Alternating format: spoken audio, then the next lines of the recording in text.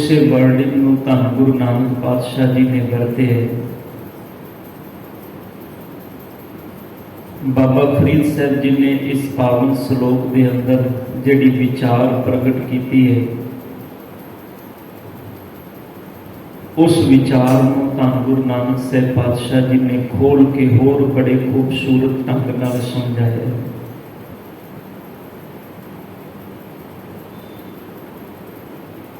ਜਦੋਂ ਸਤਿਗੁਰ ਕੀ ਪਾਵਨ ਬਾਣੀ ਦੇ ਅੰਦਰੋਂ ਇਹੋ ਜਿਹੇ ਬਚਨ ਸਾਡੇ ਸਾਹਮਣੇ ਆਉਂਦੇ ਨੇ,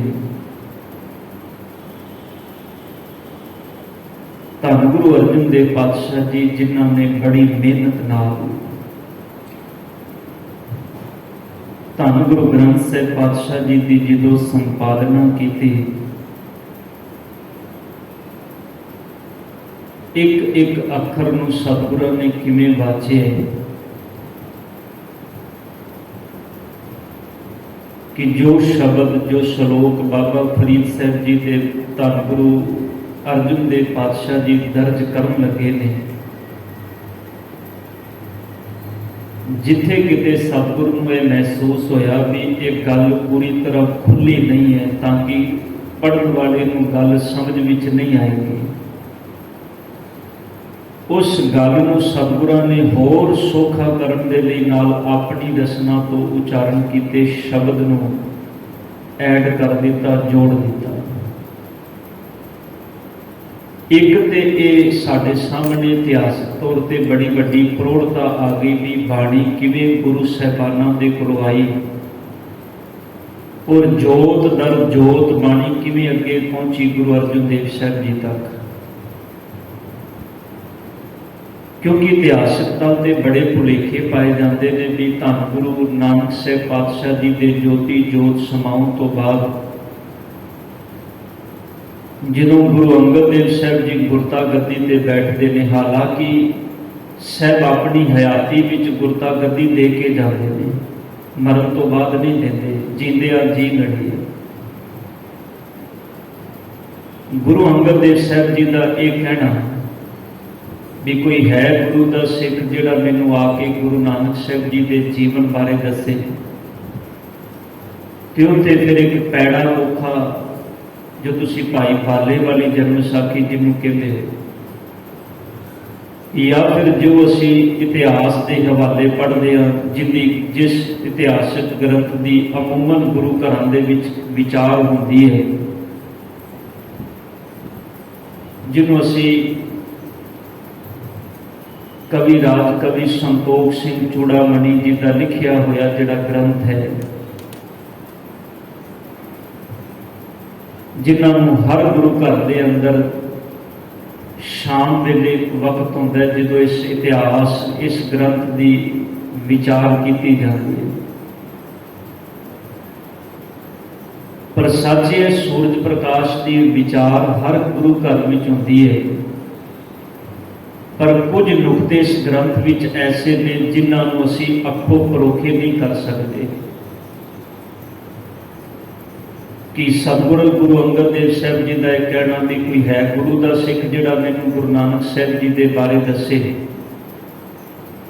ਤੇ ਉੱਥੇ ਫਿਰ ਭਾਈ ਬਾਲੇ ਦਾ ਖੜਾ ਹੋਣਾ, ਉਹ ਭਾਈ ਬਾਲੇ ਨੂੰ ਇੱਕ ਕਰੈਕਟਰ ਬਣਾ ਕੇ ਖੜਾ ਕਰਦੇ ਨੇ ਕਿ ਭਾਈ ਬਾਲਾ ਕਹਿੰਦੇ ਗੁਰੂ ਅੰਗਦ ਦੇਵ ਸਾਹਿਬ ਜੀ ਮੈਂ ਦੱਸਣਾ ਤੁਹਾਨੂੰ ਗੁਰੂ ਨਾਨਕ ਸਾਹਿਬ ਜੀ ਦਾ ਇਤਿਹਾਸ, ਤੇ ਗੁਰੂ ਅੰਗਦ ਦੇਵ ਸਾਹਿਬ ਜੀ ਕਹਿੰਦੇ ਨੇ ਤੁਸੀਂ ਕੌਣ ਹੋ, ਤੇ ਭਾਈ ਬਾਲਾ ਕਹਿੰਦਾ ਸਤਿਗੁਰ ਮੈਂ ਭਾਈ ਬਾਲਾ ਜਿਹੜਾ ਗੁਰੂ ਨਾਨਕ ਸਾਹਿਬ ਜੀ ਦੇ ਨਾਲ ਬੜਾ ਸਮਾਂ ਰਿਹਾ।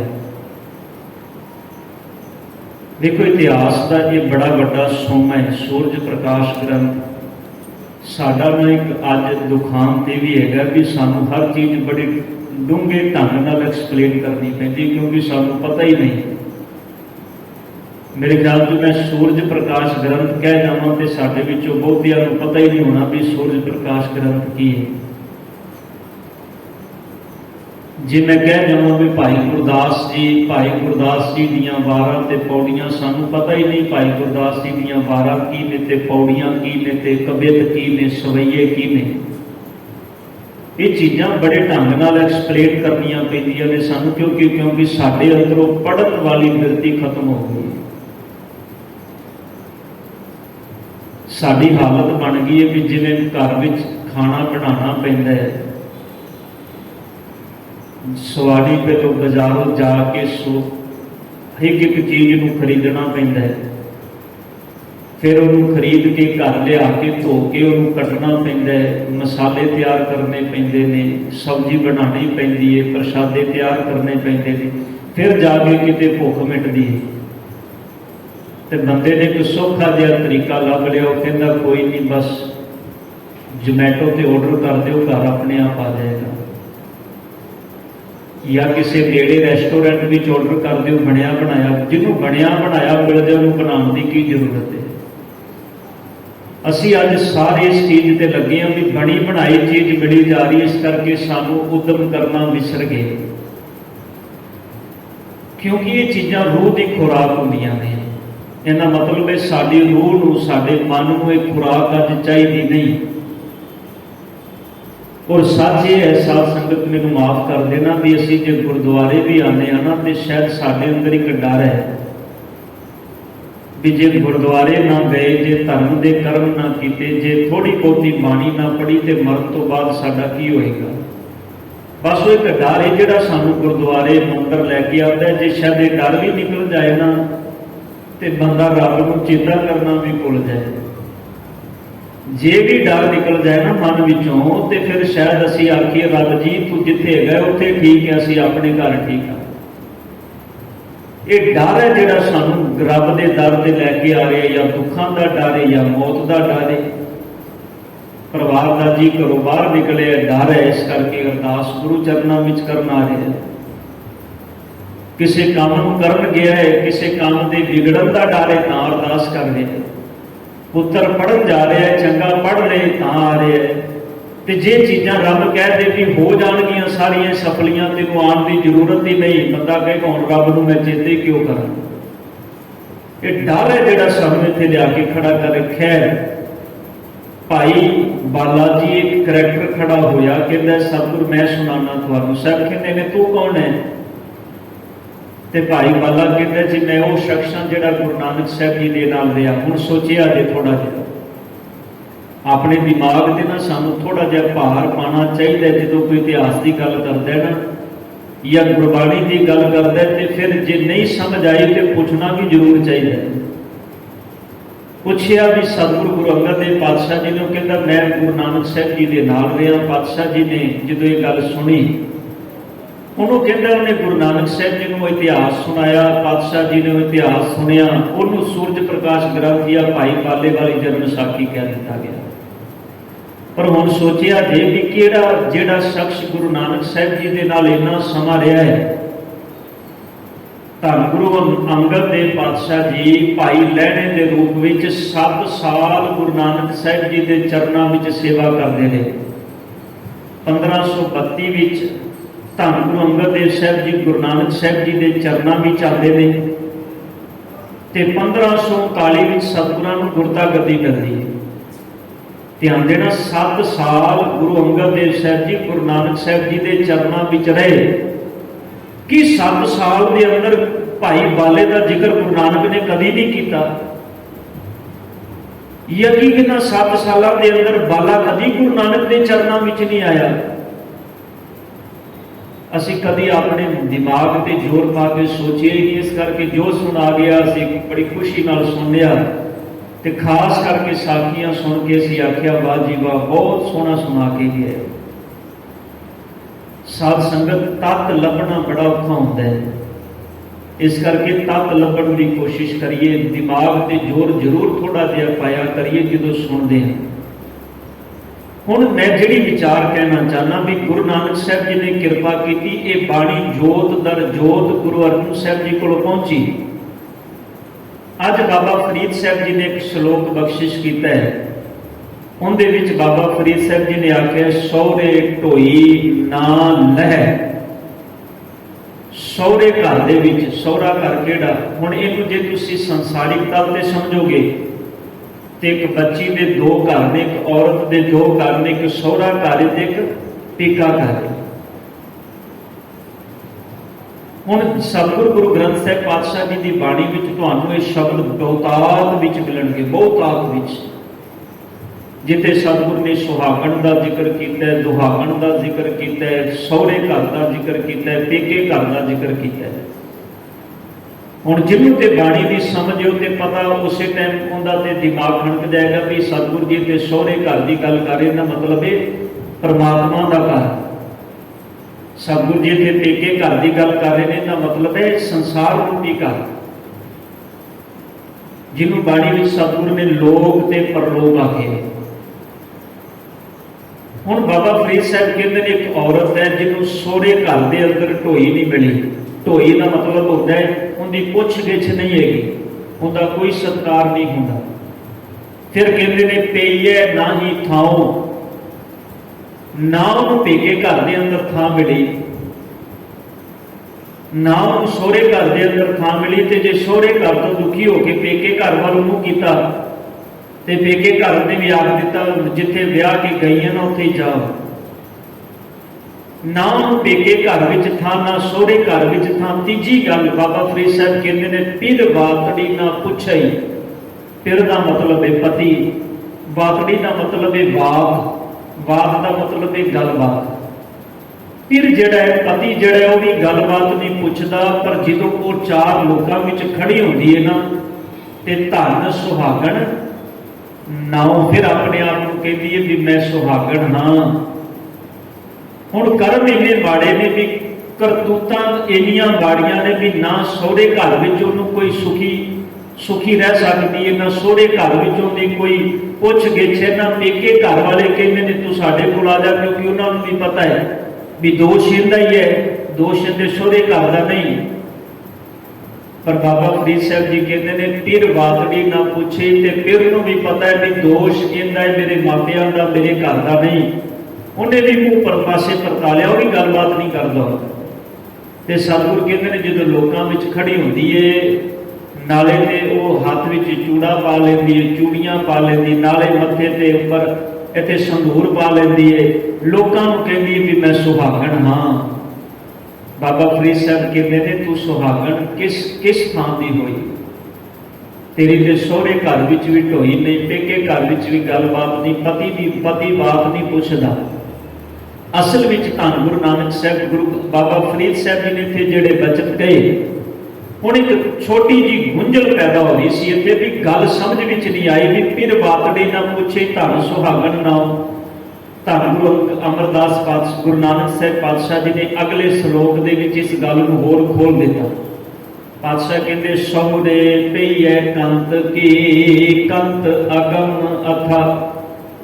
पातशाह कहते ने जिहड़ा कंत है ना सहुरे पईए कंत की, ਇਹ जीव इस्तरी भावें सहुरे घर दे विच होवे ते भावें पेके घर दे विच होवे, भावें इस लोक विच होवे ते भावें परलोक विच होवे, भावें जींदियां जी इस संसार विच होवे ते भावें मरण तो बाद होवे। बाबा नानक जी कहते हैं यह जीव इस्तरी कंत दी है, परमात्मा दी है, क्योंकि अंदर दी जोत ही पहुंचनी है ना रब तक, शरीर थोड़ा पहुंचना है। शरीर ते इस मां दे उदर विच बनिया ते संसार विच मिट्टी विच मिल जाना है। वो जिहड़ी जोत रब ने अंदर टिकाई वो जोत है। बाबा जी कहते हैं सोहरे पईए कंत की। हुण ये जिहड़ी जोत है ये सोहरे घर विच भी कंत दी है ते पेके घर विच भी कंत दी है। गुरु ग्रंथ साहिब पातशाह जी की पावन बाणी में एक शब्द आता है मारू सोलहे के अंदर, शायद मैं पहलों भी आप जी नाल विचार साझी की थी, पर आया है शब्द में इस करके साझा कर रहे हैं। शरीर ने इस अंदर की आत्मा नूं एक गल कही, सहुरे पईए कंत की कंत अगम अथा। शरीर ने अंदर की आत्मा के नाल गलबात की ते शरीर अंदर की आत्मा नूं कहंदा है कि मेरे नाल एक वादा कर कि तू मैनू कभी छड्ड के नहीं जाएगी। अंदर की जोत नूं शरीर कह रहे भी मेरे नाल एक वादा कर भी तू मैनू कभी छड्ड के नहीं, जिवें आपां संसार विच बंदे वादा लेंदे ने एक दूजे कोलों, इस तरह शरीर इस आत्मा नूं कह रहे तू मैनू एक वादा दे, तू मैनू छड्ड के कभी नहीं जाएगी। अगों जोत ने गल बड़ी प्यारी की, कहन लगी भलिया मेरा जोर असल विच कोई नहीं, परमात्मा का हुक्म होया सी मैं तेरे अंदर आके टिक गई, ते परमात्मा का हुक्म होना है, मैं तेरे विचों निकल जाना है। सतगुरु गुरु ग्रंथ साहिब पातशाह गुरु अर्जन साहब जी के बचन ने, पातशाह जी कहते ने ये सवाल जवाब होया, ते इस सवाल जवाब दे विचों गल किहड़ी तत्त रूप निकल के आई? गल ये निकली भी इस आत्मा का यह कहना कि मैं किसी के हुक्म विच हां, मेरा अपना जोर नहीं, मेरा अपना बल नहीं, मैं किसी के हुक्म विच हां ते मैं उहदे हुक्म विच चलदी हां, हुक्म करदा है ते तेरे विच आ के हुक्म करेगा ते तेरे विचों निकल जावांगी, इस करके मैं तेरे नाल वादा नहीं कर सकती। उस करते दे अगे जोर ते किसी का भी नहीं ना। हुण पातशाह जी कहते हैं सौरे पई है कंत की, ये जीव स्त्री सौरे घर विच भी ते पेके घर विच भी कंत दी है, क्योंकि जोत है, जोत के हुक्म विच आई सी, हुक्म विच चली गई, ये कंत तो बाहर नहीं है, ये कंत के हुक्म विच है। कर्म करता है शरीर, कर्म करने के लिए परमात्मा ने इस शरीर को 5 कर्म इंद्रिय दे दिते, ज्ञान इंद्रिय दे दिते, गिनती हो गई 10। हुण इन्हां कर्म इंद्रियां ते ज्ञान इंद्रियां ने बंदे दे इस अंदर दी सोच नूं, मत बुद्ध नूं इन्ना मैला कर दिता भी इनू रब विसर गया, रब भुल गया। इस शरीर रूपी मडोली के अंदर वस के कहता भी मैं ही रब हां। बड़े दुनिया ते ऐसे हर चीज का जो हंकार होंदा ना, सानू वो हंकार इस गल का दावा करता है भी मैं रब हां। मान लो किसी को रूप का अहंकार हो गया, चमड़ी चंगी है, घर का घर के वसन के विच ना ध्यान देना। सतगुरु ने जिथे सुहागण की गल की, उत्थे दुहागण की गल भी की। सुहागण का एक गुण है भी वो अपने कंत, अपने पति, वो भावें किहो जिहा भी है, वो उहदे नाल मिल के चलदी है, इस करके सुहागण है। ते दुहागण का की करना, उन्होंने किसी चीज का अहंकार हो गया, इस करके वो अपने पति के हुक्म तो, परिवार के हुक्म तो बाहर हो गई, इस करके दुहागण है। सैकड़ी पावन बाणी के अंदर 2 शब्द ने बड़े प्यारे, डेफिनेशन भी इन्होंने 2 शब्दों ने। गुरु अमरदास पातशाह जी का शब्द तुसीं बिलावल राग विच पढ़दे हो, पातशाह कहते हैं सुहब तां सुहागणी जा मन लै सच नाम, तू तां सुहागण है, तां सूहे वेश वाली है, जे तू अपने मालक का हुक्म मन ले। हुण इस पासे ना लै लेना भी रब किते गुरु पातशाह जी कह रहे हैं भी पत्नी सदा ही पति के हुक्म विच रहे। ध्यान देना, 2 अंडरस्टैंडिंग है दोनों की। परमात्मा का एक हुक्म है, नियमावली है, उहदे विच जीना, ते जीव आत्मा इस संसार के अंदर भले कर्म करके अपने मालक के हुक्म को फॉलो करे, क्योंकि परमात्मा सच है। दुनियावी तल ते हो सकता है पत्नी ठीक होवे, पति गलत होवे, दुनियावी तल ते हो सकता है पति ठीक होवे, पत्नी गलत होवे। उत्थे मत जिहड़ी है वो किस दोनों के विचों कित्थे खड़ी हुई है देखना पेगा, सोच। पर उत्थे भी एक अंडरस्टैंडिंग है, जे अंडरस्टैंडिंग रहेगी तो रिश्ता चलता जाएगा। तो जे पत्नी आखेगी नहीं कितों काला जिहा मैनूं मिल गया है, ये लड़ कितने परिवार वालियां ने मैनूं ला दिता है, या कितने कंजूस बंदा मैनूं मिल गया है, या कितने धानी नहीं, कई रीजन हो सकते हैं एक गृहस्थी के अंदर। पर जे ते अंडरस्टैंडिंग है फिर तो तुसीं कहो भी घर वो सुखी है, वो स्वर्ग है। तो जे अंडरस्टैंडिंग नहीं हैगी तो ध्यान देना, उत्थे रोज दे फिर कड़छियां ते खड़कनियां ही ने फिर रोज दियां, उत्थे वो घर कभी सुखी नहीं हो सकता जिथे अंडरस्टैंडिंग नहीं। इसे करके सतगुर कहते ने तू परमात्मा के हुक्म नाल अपने मन को जोड़, तू रब जी नाल अंडरस्टैंडिंग पैदा कर, ये तेनों करनी पैनी है, क्योंकि परमात्मा का हुक्म ते नियम ते अटल ने, वो तेरे करके बदल नहीं सकते या मेरे करके नहीं बदल सकते, वो किसी करके नहीं बदलते। इस करके परमात्मा को बेप्रवाह किया बाणी विच, क्योंकि उन्होंने किसी की परवाह नहीं। उनके नियम, उनके कानून किसी अमीर लई, किसी गरीब लई, किसी वड्डे लई, किसी छोटे लई, किसी धर्म लई, किसी जात लई वड्डे छोटे नहीं बदले नहीं जा सकते, वो सारे एक बराबर ने। इस करके उन्होंने बेप्रवाह किया बाणी दे विच। हुण धन गुरु ग्रंथ साहिब पातशाह जी बाबा फरीद साहब जी ने जेड़े बचन के गुरु नानक साहब कहते हैं सौरे पईए कंत की, ये जीव स्त्री सौरे घर के पेके घर के अंदर कंत दी है, भावे आत्मा कंत दी है। कंत अगम अथा, पर जेड़ा कंत परमात्मा है ना, धन गुरु ग्रंथ साहिब बाबा नानक जी कहते हैं वो बड़ा अगम है, ਉਹਦੇ ਤੱਕ ਪਹੁੰਚਿਆ ਜਾ ਹੀ ਨਹੀਂ ਸਕਦਾ, ਉਹਦੀਆਂ ਖੇਡਾਂ ਕੋਈ ਨਹੀਂ ਸਮਝ ਸਕਦਾ, ਉਹ ਕਿੰਨਾ ਡੂੰਘਾ ਹੈ ਕੋਈ ਨਹੀਂ ਜਾਣ ਸਕਦਾ। ਕੰਤ ਅਗਮ ਅਥਾ, ਪਰ ਨਾਲ ਅਗਲਾ ਬਚਨ ਬੜਾ ਧਿਆਨ ਦੇਣ ਯੋਗ ਹੈ ਸਾਧ ਸੰਗਤ। ਨਾਨਕ ਸੋ ਸੁਹਾਗਣੀ। ਹੁਣ ਸਤਿਗੁਰ ਨੇ ਸਾਰੇ ਪੜ੍ਹਦੇ ਖੋਲ ਦਿੱਤੇ। ਪਾਤਸ਼ਾਹ ਕਹਿੰਦੇ ਨੇ ਹੇ ਨਾਨਕ ਜੀ ਉਹ ਸੁਹਾਗਣੀ ਏ। ਕਿਹੜੀ ਸੁਹਾਗਣੀ ਹੈ? ਜੋ ਭਾਵੈ ਬੇਪਰਵਾਹ, ਜਿਹੜੀ ਉਸ ਬੇਪਰਵਾਹ ਪ੍ਰਮਾਤਮਾ ਨੂੰ ਭਾ ਗਈ, ਚੰਗੀ ਲੱਗ ਗਈ। ਧੰਨ ਗੁਰੂ ਨਾਨਕ ਸਾਹਿਬ ਜੀ ਕਹਿੰਦੇ ਨੇ ਉਹ ਸੁਹਾਗਣੀ ਹੈ। ਤਾਂ ਹੀ ਪਾਤਸ਼ਾਹ ਜੀ ਨੇ ਬਾਣੀ ਵਿੱਚ ਆਖਿਆ ਸੁਹਾਗਣ ਕਾ ਕਿਆ ਚਿੰਨ ਹੈ। ਸੁਹਾਗਣ ਜੀਵ ਇਸਤਰੀ ਦਾ ਚਿੰਨ ਕੀ ਹੈ? ਸੰਸਾਰਿਕ ਤੌਰ ਤੇ ਕੋਈ ਸੁਹਾਗਣ ਹੈ, ਪਤਾ ਲੱਗ ਜਾਂਦਾ ਨਾ ਵੀ ਔਰਤ ਸੁਹਾਗਣ ਹੈ, ਉਹਨੇ ਮੱਥੇ ਤੇ ਸੰਦੂਰ, ਕਿਉਂਕਿ ਨਿਸ਼ਾਨੀਆਂ ਨੇ ਸੁਹਾਗ ਦੀਆਂ। ਹੁਣ ਜਿਹੜੀਆਂ ਸੁਹਾਗ ਦੀਆਂ ਨਿਸ਼ਾਨੀਆਂ ਨੇ ਦੂਰੋਂ ਦੱਸ ਦਿੰਦੀਆਂ ਨੇ ਵੀ ਇਹਦਾ ਕੋਈ ਖਸਮ ਹੈ, ਇਹਦਾ ਕੋਈ ਮਾਲਕ ਹੈ। ਤੇ ਗੁਰੂ ਗ੍ਰੰਥ ਸਾਹਿਬ ਪਾਤਸ਼ਾਹ ਜੀ ਕਹਿੰਦੇ ਨੇ ਜੇ ਇਹ ਪਤਾ ਕਰਨਾ ਹੋਵੇ ਵੀ ਇਹ ਰੱਬ ਨਾਲ ਜੁੜਿਆ ਹੋਇਆ ਹੈ, ਅਸੀਂ ਕਹਾਂਗੇ ਜੀ ਪਤਾ ਲੱਗ ਜਾਂਦਾ ਹੈ। ਬੰਦੇ ਨੇ ਕੋਈ ਮੱਥੇ ਤੇ ਤਿਲਕ ਲਾਇਆ ਹੋਏਗਾ, ਕੋਈ ਉਹਨੇ ਧਰਮ ਦਾ ਪਹਿਰਾਵਾ ਪਾਇਆ ਹੋਏਗਾ, ਉਹਨੇ ਅੰਮ੍ਰਿਤ ਛਕਿਆ ਹੋਏਗਾ, ਉਹਨੇ ਬਾਹਰੋਂ ਕਿਰਪਾਨ ਪਾਈ ਹੋਏਗੀ, ਉਹਨੇ ਜੜੇਊ ਪਾਇਆ ਹੋਏਗਾ, ਉਹਨੇ ਧੋਤੀ ਪਾਈ ਹੋਏਗੀ, ਉਹਨੇ ਤਿਲਕ ਲਾਇਆ ਹੋਏਗਾ, ਉਹਨੇ ਹੱਥ ਵਿੱਚ ਮਾਲਾ। ਕਿੰਨੀਆਂ ਨਿਸ਼ਾਨੀਆਂ ਗਿਣਾ ਦਿਓਗੇ ਸੰਸਾਰ ਵਿੱਚ, ਪਰ ਬਾਬਾ ਜੀ ਕਹਿੰਦੇ ਨੇ ਇਹ ਨਿਸ਼ਾਨੀਆਂ ਥੋੜਾ ਮੈਂ ਪੁੱਛੀਆਂ ਨੇ ਤੈਨੂੰ। ਸੁਹਾਗਣ ਦੀਆਂ ਨਿਸ਼ਾਨੀਆਂ ਤੇ ਬਾਹਰੀ ਨਿਸ਼ਾਨੀਆਂ ਨੇ। ਹੋ ਸਕਦਾ ਨਿਸ਼ਾਨੀਆਂ ਪਾ ਕੇ ਵੀ ਸੁਹਾਗਣ ਨਾ ਹੋਵੇ, ਦੁਹਾਗਣ ਹੋਵੇ। ਹੁੰਦੀ ਪਤੀ ਨਾਲ ਤਾਂ ਹੀ ਸਾਹਿਬ ਨੇ ਆਖਿਆ ਨਾ ਸਹੁਰੇ ਢੋਈ ਨਾਲ ਹੈ ਪਈਏ ਨਾ ਹੀ ਥਾਉ, ਪਿਰ ਵਾਤੜੀ ਨਾ ਪੁੱਛੇ ਧਨ ਸੁਹਾਗਣ। ਨਾ ਸਾਹਿਬ ਕਹਿੰਦੇ ਨਾ ਸਹੁਰੇ ਘਰ ਢੋਈ, ਨਾ ਪੇਕੇ ਘਰ ਢੋਈ, ਨਾ ਪਤੀ ਪੁੱਛਦਾ ਹੈ ਤੇ ਕਹਿੰਦੀ ਸੁਹਾਗਣ ਹੈ ਆਪਣੇ ਆਪ ਨੂੰ। ਹੁਣ ਕਹਿਣ ਵਿੱਚ ਥੋੜਾ ਕੋਈ ਜਾਂਦਾ, ਕੋਈ ਪਹਿਰਾਵਾ ਧਰਮੀ ਪਾ ਕੇ ਆਖੇ ਵੀ ਮੈਂ ਤੇ ਬੜਾ ਵੱਡਾ ਧਰਮੀ ਹਾਂ ਜੀ, ਇਹਦੇ ਵਿੱਚ ਤੇ ਕਿਸੇ ਦਾ ਜ਼ੋਰ ਨਹੀਂ ਲੱਗਾ, ਬਣ ਗਿਆ ਬੰਦਾ ਧਰਮੀ। 1 ਮਿੰਟ ਲੱਗਦਾ, ਤੁਸੀਂ ਬਾਜ਼ਾਰੋਂ ਕਕਾਰ ਖਰੀਦ ਲਓ, ਤਨ ਤੇ ਪਾ ਲਓ, ਆਖੋ ਜੀ ਮੈਂ ਤੇ ਬੜਾ ਵੱਡਾ ਧਰਮੀ ਹਾਂ, ਇਹਦੇ ਵਿੱਚ ਕੋਈ ਬਲ ਤੇ ਜ਼ੋਰ ਤੇ ਨਹੀਂ ਲੱਗਾ। ਪਰ ਸਤਿਗੁਰ ਕਹਿੰਦੇ ਨੇ ਸੁਹਾਗਣ ਤੇ ਉਹ ਹੈ ਨਾ ਜੋ ਭਾਵੈ ਬੇਪਰਵਾਹ। ਤਾਂ ਹੀ ਗੁਰੂ ਅਮਰਦਾਸ ਪਾਤਸ਼ਾਹ ਕਹਿੰਦੇ ਨੇ ਸੁਹਾਗਣ ਕਾ ਕਿਆ ਚਿੰਨ ਹੈ। ਸੁਹਾਗਣ ਜੀਵ ਇਸਤਰੀ ਦਾ ਕਿਹੜਾ ਚਿੰਨ ਹੈ? ਜਿਹੜੀ ਰੱਬ ਨਾਲ ਜੁੜੀ ਹੈ। ਤੇ ਸੁਹਾਗਣ ਸੰਸਾਰ ਵਾਲੀ ਸੁਹਾਗਣ ਨਹੀਂ, ਇੱਥੇ ਸੁਹਾਗਣ ਦਾ ਮਤਲਬ ਹੈ ਜਿਹੜੀ ਰੱਬ ਨਾਲ ਜੁੜੀ ਹੋਈ ਹੈ। ਪਾਤਸ਼ਾਹ ਕਹਿੰਦੇ ਨੇ ਉਹਦਾ ਚਿੰਨ ਕੀ ਹੈ? ਅੰਦਰ ਸੱਚ ਮੁਖ ਉਜਲਾ। ਗੁਰੂ ਨਾਨਕ ਪਾਤਸ਼ਾਹ ਗੁਰੂ ਅਮਰਦਾਸ ਜੀ ਕਹਿੰਦੇ ਨੇ ਉਹਦੇ ਅੰਦਰ ਸੱਚ ਹੋਏਗਾ। ਧਿਆਨ ਦੇਣਾ, ਇਹ ਇੱਕ ਸੰਸਾਰਿਕ ਰਿਸ਼ਤਿਆਂ ਦੇ ਅੰਦਰ ਅੰਡਰਸਟੈਂਡਿੰਗ ਲਈ ਵੀ ਬੜੀ ਜ਼ਰੂਰੀ ਹੈ ਕਿ ਜੋ ਤੁਹਾਡੇ ਅੰਦਰ ਸੱਚ ਹੈ ਨਾ ਉਹ ਤੁਹਾਡੇ ਬਾਹਰੋਂ ਵੀ ਨਜ਼ਰ ਆਉਣਾ ਚਾਹੀਦਾ ਤੇ ਜੋ ਬਾਹਰੋਂ ਤੁਹਾਡੇ ਅੰਦਰ ਵੀ ਨਜ਼ਰ ਆਉਣਾ ਚਾਹੀਦਾ।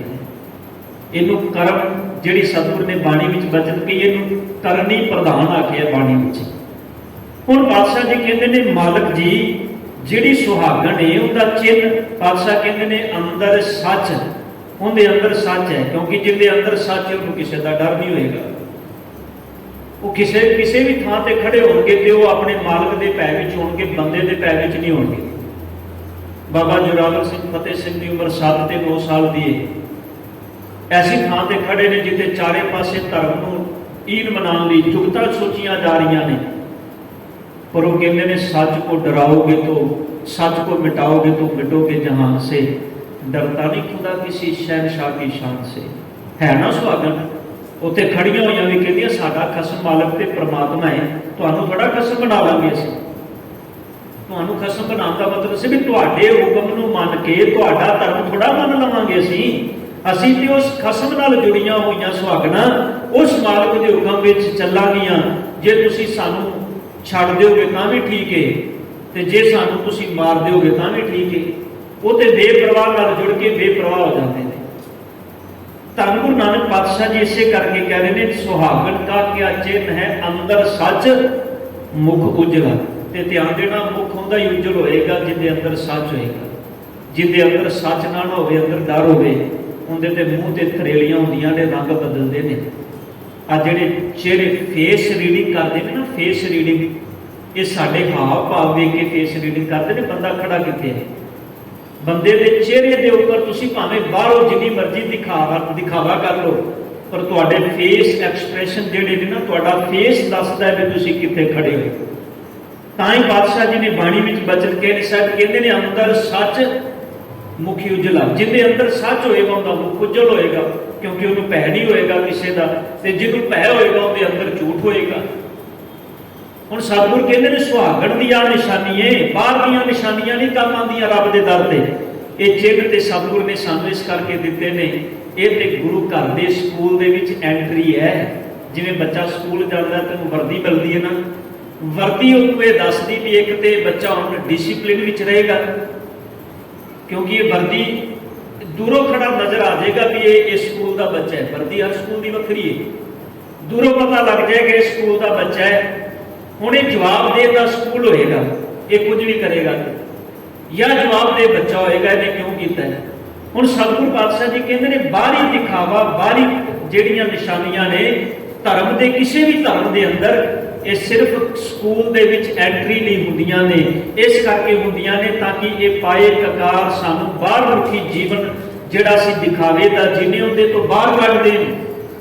साडे ककार 10 दिन भी नहीं, ये दिखावे दा सिख नहीं है। ये ककार असल विच इस करके सतगुर ने दिते ने, पर सच है कोई बाहरों आके ते दिखावा ही करी जाए धर्मी होंदा।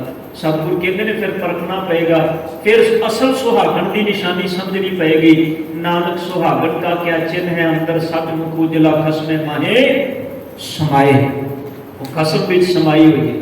इस तरह सतगुर ने दुहागण की भी बाणी विच गल की है भी दुहागण क्या निशानियां, भी दुहागण औरत की पाप जिहड़ी रब नालों विछड़ी हुई जीव इस्त्री उनकी की निशानी है। पातशाह कहते हैं खसमों पुथियां फिरे निमानियां, वो खसम नालों टुटियां हुई ने, उन्होंने का एक खसम थोड़ा है, उन्होंने कई खसम ने, भाव उन्होंने कई गुरु ने। वो सवेरे इत्थे मत्था टेकते हैं, शामी किते होर जाके टेकते हैं, अगले दिन किसी होर थां ते बैठे होंदे ने, उदों अगले दिन किसी होर थां ते चौंकी भरदे होंदे ने, उन्होंने कोई एक खसम थोड़ा है उन्होंने। हुण ये असीं सोचना भी साडा मालक एक है, असीं सुहागण बन के जीना है कि दुहागण बन के जीना है। अज बाबा फरीद साहब जी ने बचन के कहते भलिए जे रब के घर विच थां लैनी है ना, तो फिर सौरे ढोई ना लहै पईए ना ही थाओ, फिर वागड़ी ना पूछे धन सुहागण नाओ। जे तेरी बात नहीं पूछी जाएगी किते, जे बाहर मुखी सिर्फ दिखावा रखिया ही, दिखावे तो बाहर निकल के अपने कंत दे हुक्म दे विच समा जा। जिहड़ा कंत तेन हुक्म करदा ना उहनूं मन ले। सौरे पईए कंत की कंत अगम अथा, नानक सो सुहागणी जो पावै बेपरवाह। जिहड़ी उस बेपरवाह नूं पा गई, चंगी लग गई। हुण चंगी लगण दे लई सानूं चंगे कर्म करने पैणगे, वो कर्म करने पैणगे जो सानूं गुरु आग्या कर रहा है। वो कर्म करांगे तां धन गुरु ग्रंथ साहिब पातशाह गुरु नानक साहिब कहते ने तू सुहागण है तां तेरी प्रवानगी है। नहीं तो पातशाह कहते हैं दिखावे वाले तो हैं संसार के अंदर बड़े ने, ऐन बिरले ना ही कणे फैल पकड़ संसार। सतगुर कहते हैं घने ने, उन्होंने गिनती नहीं की जा सकती। उन्होंने तो थावां उन्होंने खसम के बिना प्रति बदलते हैं। वो सवेरे किते होंदे ने, शामी किते, पर अंदर पड़चोल असीं आप करनी है भी असीं किस पासे जाना है। धन गुरु ग्रंथ साहिब पातशाह जी मेहरबान कर बख्शिश कर। जो बचन सतगुर ने इन्हां पावन 2 श्लोकों में बख्शिश किए ने, एक श्लोक बाबा फरीद साहब जी का और दूसरा श्लोक धन गुरु नानक साहब जी का। सतगुर कृपा कर इन्हां अमृत वचनों को समझण की दात अपने चरणों में बख्श देन। होइयां गलतियां बख्श देनियां। बुलाओ फतेह जी। वाहिगुरू जी का खालसा, वाहिगुरू जी की फतेह। रामकली महला तीजा। आनंद इको ओंकार सतगुर प्रसाद। आनंद दिया मेरी माई सतगुरु ने पाया, सतगुर ना पाया सहज सेती मन मजियां वादाइयां। राग रतन प्रभात परियां शब्द गावने आईयां। शब्दों तंगा गो हरि केरा मन जिनी बसाया। कह नानक के अमंग हुआ सतगुरु ने पाया। हे मन मेरे तू सदा रहो हर नाले हर नाल रहो। तू मन मेरे दुख सब विसारना। अंगीकार हो करे तेरा घर सब सवारना। सबना गला समरथ स्वामी सो के मनो विसारे। कह नानक मन मेरे सदा रहो हर नाले साचे साहिबा। क्या नहीं करते रह करना तेरे सब किछ है जिसने ही सो पावे। सदा सिर्फ सलाह तेरी नाम मन वसावे।